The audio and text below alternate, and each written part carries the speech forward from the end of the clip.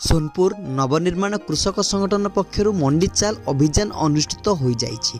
संगठनर जिला सभापति प्रद्युम्न कुमार नेतृत्व में संगठनर अन्य कर्मकर्ता माने एही अभियान में सामिल होइतिले।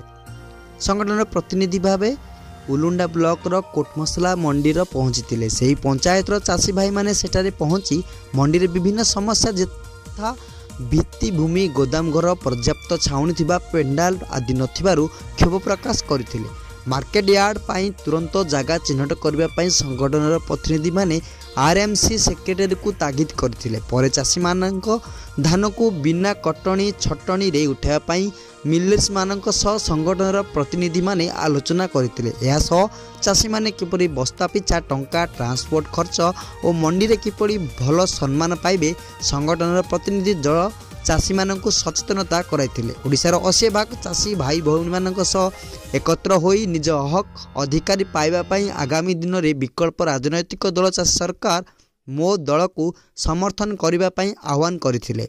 आगामी दिन में उलुंडा ब्लॉक जलवा उलुंडा आदि मस्ती मंडी सह जिलार अन्य सबु मंडी गुड़िक परिदर्शन करी अव्यवस्था समूहर पर्दाफाश करिवे बोली संगठन पक्षरु कुआ जायछि। मिलर्स और बेपारी भागीदारी रे प्रशासन जदि सामिल रहे ताहाले आगको जोरदार आंदोलन हेबो बोली संगठन पक्षरु चेतावनी दिया जायछि। संगठनर जयमिनी नायक, विजय नायक, नीलमधु प्रधान, राजकुमार आहमद, आकाश प्रधान प्रमुख एई अभियान रे सामिल थिले।